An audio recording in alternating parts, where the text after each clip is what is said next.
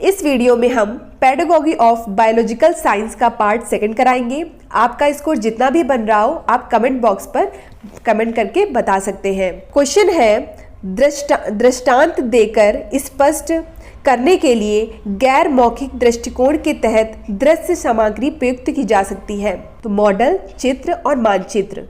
तो आपका आंसर हो जाएगा उपरोक्त सभी। नेक्स्ट क्वेश्चन है, निम्नलिखित में से उद्दीपन परिवर्तन कौशल का घटक है हाव भाव, भाव केंद्रण, विराम, उपयुक्त सभी। तो आपका आंसर है उपयुक्त सभी। हाव भाव, भाव केंद्रण और विराम जो है वो सभी उद्दीपक परिवर्तन कौशल के घटक हैं। नेक्स्ट क्वेश्चन है, निम्नलिखित में कौन सी क्रिया शिक्षक से संबंधित नहीं है? बजट बनाना है वो शिक्षक से संबंधित नहीं है। आपका आंसर है बजट बनाना।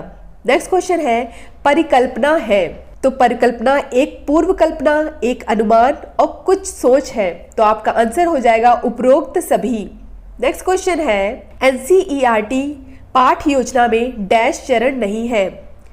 तो एनसीईआरटी पाठ योजना में पृष्ठ पोषण, फीडबैक जो है वो चरण नहीं है। तो आंसर है पृष्ठ पोषण। नेक्स्ट क्वेश्चन है, इकाई पाठ योजना को सबसे पहले किसने परिभाषित किया? मॉरिसन नामक वैज्ञानिक ने। तो आपका आंसर है मॉरिसन ने। नेक्स्ट क्वेश्चन है, डैश शिक्षण विधि में विद्यार्थी करके सीखते हैं। तो जो प्रयोगशाला विधि होती है उसमें विद्यार्थी करके सीखते हैं। आपका आंसर है प्रयोगशाला विधि। नेक्स्ट क्वेश्चन है, जब तथ्यात्मक ज्ञान देना होता है या जब तथ्यों के आधार पर सामान्यीकरण करना होता है तो डैश विधि सर्वाधिक उपयुक्त है।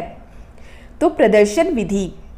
तो आपका आंसर है प्रदर्शन विधि। नेक्स्ट क्वेश्चन है, जब एक के बाद एक कई प्रयोग करने होते हैं तो डैश यह विधि सर्वाधिक उपयुक्त है। जब एक के बाद एक कई प्रयोग करने होते हैं तो डैश यह विधि सर्वाधिक उपयुक्त है।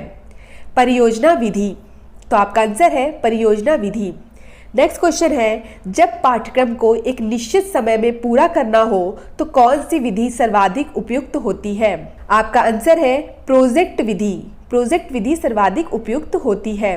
नेक्स्ट क्वेश्चन है, सूक्ष्म शिक्षण का स्तर नहीं है। स्थिरीकरण स्तर जो है वो सूक्ष्म शिक्षण का स्तर नहीं है। आपका आंसर है स्थिरीकरण स्तर। आशुरचित उपकरणों का सामाजिक महत्व इस तथ्य में निहित है। तो आपका आंसर है वे श्रम की गरिमा के प्रति सम्मान की भावना विकसित करते हैं। नेक्स्ट क्वेश्चन है, आशुरचित उपकरण वे हैं जो बेकार वस्तुओं से बनाए जाते हैं। आपका आंसर है बेकार वस्तुओं से बनाए जाते हैं। नेक्स्ट क्वेश्चन है, पाठ्यक्रम शब्द की उत्पत्ति डैश शब्द क्यूरेरे से हुई है।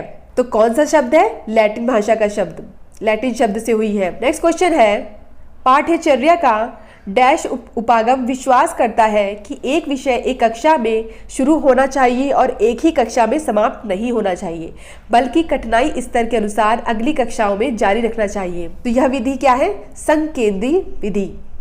तो आंसर है संकेंद्रीय। नेक्स्ट क्वेश्चन है, पाठ्य वस्तु चयन का केंद्र बिंदु लोकतांत्रिक दृष्टिकोण में डैश है। पाठ्य वस्तु चयन का केंद्र बिंदु लोकतांत्रिक दृष्टिकोण में शिक्षक है। तो आपका आंसर है शिक्षक। नेक्स्ट क्वेश्चन है, ब्लूम के वर्गीकरण की सूची में संज्ञानात्मक पक्ष से संबंधित गतिविधियों में अनुवाद डैश अंतर्गत आता है। तो किसके अंतर्गत आता है? तो अनुवाद आता है बोध या समझ के अंतर्गत आता है।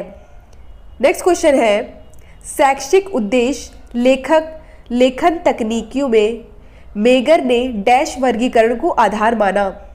तो शैक्षिक उद्देश्य लेखन तकनीकी में मेगर ने रॉबर्ट मिलर वर्गीकरण को आधार माना।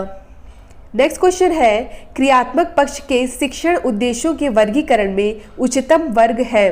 तो आदत निर्माण। आपका आंसर है आदत निर्माण। नेक्स्ट क्वेश्चन है, बच्चे के क्रियात्मक पक्ष से संबंधित उद्देश्यों को विकसित करने का कार्य किसने किया?